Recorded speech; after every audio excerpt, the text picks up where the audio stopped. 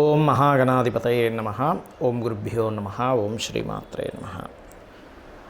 మనం ఈరోజు గురువు శని డబుల్ ట్రాన్సిట్ అంటారు. అంటే రెండు గ్రహాలు ఒకే భావం మీద గనక దృష్టి సాధించినప్పుడు ఆ యొక్క భావం ఫలకృతం అవుతుంది.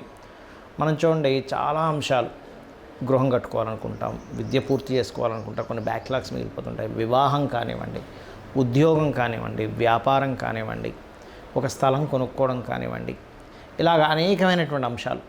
లేదా ఒక అగ్రిమెంట్ చేసుకుంటున్నాం, అగ్రిమెంట్ కంప్లీట్ అవ్వట్లేదు, లేకపోతే ఇలా అనేకమైనటువంటి అంశాలు ఏవైతే ఉంటాయో, ఒక్కొక్క లగ్నం నుంచి చంద్రుడు రాశి కంటే లగ్నం చాలా బలమైనటువంటిది గుర్తుపెట్టుకొని, చంద్రరాశి బలమైనది కాదని కాదు, లగ్నం ప్రధానంగా తీసుకోవాలి. మనకి జన్మజాతకాన్ని రీడ్ చేసేటప్పుడు కూడా లగ్నం నుంచే చూసుకుంటాం. కావున లగ్నం నుంచి ఈ డబుల్ ట్రాన్సిట్ అనేటువంటిది ఏ భావం మీద పడుతుంది, అలా ఆ భావం పడ్డప్పుడు మరి అది ఎంత ఫలకృతం అవుతుంది. దాంతోపాటు కుజకేతువులు కూడా కలిసి ఉన్నారు ఇప్పుడు మనకి. దాని ద్వారా ఎటువంటి జాగ్రత్తలు తీసుకోవాలి, ఈ డబుల్ ట్రాన్సిట్ మరియు కుజకేతువుల యొక్క ప్రభావం ఎంతకాలం ఉంటుంది. ఈ డబుల్ ట్రాన్సిట్ దాదాపుగా 1 year ఉంటుంది. కాబట్టి ఈ సంవత్సరం పాటు ఏ లగ్నాల వారికి ఎటువంటి ఫలితాలు వస్తాయి, ఏ విషయాల పట్ల కుజకేతువుల వల్ల జాగ్రత్తగా ఉండాలి అనేటువంటి అంశాలు. ముందుగా మేషలగ్నము, మేషరాశి. మేషలగ్న మేషరాశి వారికి గురువు శని యొక్క ప్రభావం 9వ స్థానం మీద పడుతుంది. 9వ స్థానము అంటే దైవానుగ్రహ స్థానంగా చెప్తుంటారు. అదేవిధంగా హయ్యర్ ఎడ్యుకేషన్ అంటే ఉన్నత విద్యల కోసం ఎవరైతే ప్రయత్నం చేస్తుంటారో ఆ యొక్క ప్రయత్నం సఫలీకృతమయ్యేటువంటి సమయము. Point number 1. రెండవ పాయింట్ ఏంటంటే, ఇక్కడ మీరు మొదటి వివాహం ఏదైనా కొన్ని కారణాల వల్ల డిస్టర్బ్ అయింది. ఈ జూన్ నుంచి, దాదాపు ఈ మే 15 జూన్ నుంచి ఒక సంవత్సరం పాటు రెండో వివాహం కోసం ఎవరైతే డిస్టర్బ్ అయిపోయింది, సరే మంచి సంబంధం వస్తుందా లేదా ఎదురు చూసేటువంటి వారికి సంవత్సరం పాటు మీకు మంచిది. అదేవిధంగా విదేశాలకు వెళ్ళి ఉద్యోగం చేయాలి, లేనట్లయితే దూర ప్రాంతాలకు వెళ్ళి వేరే విదేశాలకు వెళ్ళి చదువుకోవాలి అనుకునేటువంటి వారికి కూడా ఇది మంచి సమయం. బ్యాంక్స్ నుంచి సపోర్ట్, ఓడీస్ అది పొందాలని, లేకపోతే తద్వారా ధనాన్ని పొంది పెద్ద మొత్తంలో ధనాన్ని పొందడానికి, తండ్రి యొక్క సహకారం కలగడానికి మేషం వారికి చాలా చాలా చాలా అద్భుతమైనటువంటి సమయంగా చెప్పుకోవచ్చు. అందులో ఎటువంటి సందేహం లేదు. లాంగ్ జర్నీ చేయడం వల్ల, కొన్ని పుణ్యక్షేత్రాలకు వెళ్ళడం ద్వారా, పుణ్యతీర్థాలు చేయడం ద్వారా ఇటువంటి ఫలితాలన్నీ కూడా వస్తాయి. అయితే ఇక్కడ ఈ డబుల్ ట్రాన్సిట్తో పాటు ఒక 2.5 నెలల పాటు పిశాచ యోగం కూడా ఉంటుంది మనకి. కుజుడు కేతువు కలిసి పంచమ స్థానంలో ఉన్నారు. దీనివల్ల ఏమిటి అంటే, మీరు సంతానం విషయంలో కొంత జాగ్రత్త తీసుకోండి, సంతానం సంబంధించిన విషయాల్లో. మరియు సర్వసాధారణంగానే మేషలగ్నం వారికి పూర్వజన్మ కర్మ అనేటువంటిది బంధువర్గంలో వారికి ఏదైనా అప్పులు ఇవ్వడం, తీసుకునే వాటి మీద ఉంటుంది. కాబట్టి ఏదైనా అప్పుకు సంబంధించిన విషయంలో అగ్రిమెంట్స్ చేసేటువంటి అంశాలలో, ఎవరికైనా అప్పు ఇచ్చేటువంటి విషయాల్లో చాలా చాలా చాలా జాగ్రత్తగా ఉండాలి కుజకేతువుల యొక్క ప్రభావం వల్ల.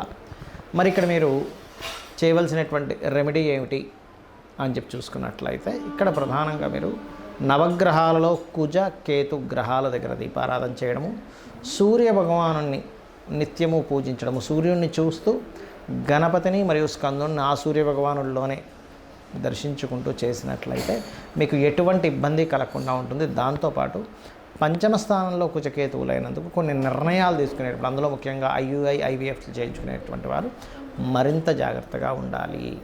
ఈ డబుల్ ట్రాన్సిట్ అనేటువంటిది ఏదైతే ఉందో, ఈ పిశాచ యోగం ఏదైతే ఉందో, మరి పర్సనల్ చార్ట్లో ఎవరికైనా డబుల్ ట్రాన్సిట్ ఏ భావం మీద పడితే ఇటువంటివి వాళ్ళు ఫ్రూట్ఫుల్ పొందుతారు. ఎందుకంటే అసలు మనం ఇంకా ఈ జన్మలో మనం ఇది ఫ్రూట్ పొందుతామా లేదా అనుకునేటువంటి దానికి ఈ డబుల్ ట్రాన్సిట్ చక్కగా ఉపయోగపడుతుంది.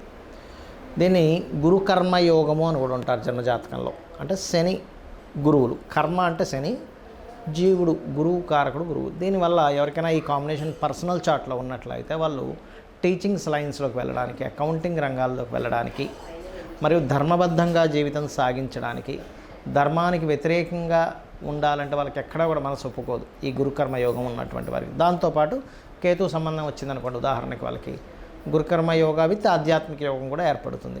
సో ఇది గుర్తుపెట్టుకోండి. అయితే ఈ డబుల్ ట్రాన్సిట్ కనుక ఎవరికైనా వాళ్ళ పర్సనల్ చార్ట్లో జన్మలగ్నం మీద సంబంధం ఏర్పడింది అనుకోండి, వాళ్ళు 100% ధర్మబద్ధంగా ఉంటారు. కాకపోతే లగ్నాధిపతి కూడా బాగుండాలి అక్కడ.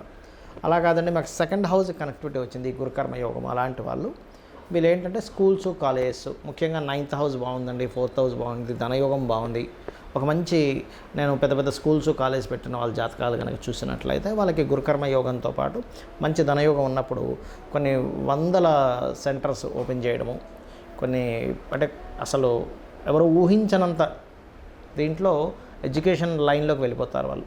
అదేవిధంగా 3వ స్థానంలో ఉంది గురుకర్మయోగం. మంచి సహోదరులు ధర్మబద్ధంగా ఉండేటువంటి అన్నదమ్ములు అక్క చెల్లెలు వాళ్ళకు ఉంటారు.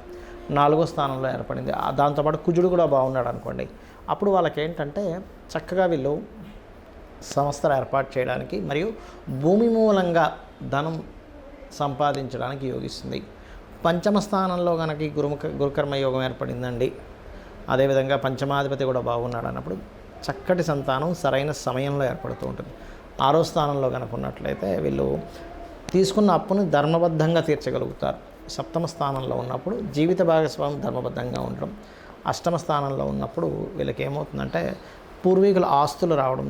9వ స్థానంలో ఉన్నప్పుడు మంచి గురువులు వీళ్ళకి లభించడం, మీరు మంచి గురువుగా పేరు ప్రఖ్యాతలు పొందడం.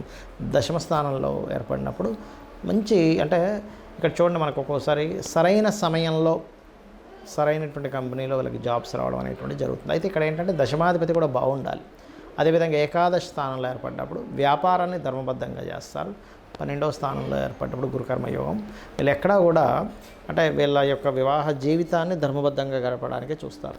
గురువు ఉన్నా లేకపోతే గురువు శనులు కలిసి ఉన్న 12వ స్థానం మీద దృష్టి ఉన్నా కూడా. అయితే ఇవన్నీ నేను మీకు ఎందుకు చెప్తున్నానంటే ఇది ఖచ్చితంగా ఫ్రూట్ఫుల్ ఇచ్చేటువంటి కాంబినేషన్ అంటారు దీన్ని గురుకర్మ యోగం. మీ జన్మజాతకంలో ఏదైనా పలానా భావం మీద ఉంది, కానీ ఆ భావాధిపతి కూడా బాగున్నాడు అన్నప్పుడు ఖచ్చితంగా ఆ భావాన్ని మీరు పొందుతారు. కొంతమంది అంటుంటారు చూసారు, ఏమిటోనండి నేను జీవితాంతం కష్టపడ్డానే అసలు ధనవంతుని అవుతాను అవను అని భయం వేస్తుంది అనేటువంటి వారికి ధనస్థానం కనుక మీకు ధనాధిపతి బాగున్నాడు అన్నప్పుడు మీరు ఒక హోప్ పెట్టుకోవచ్చు జీవితంలో.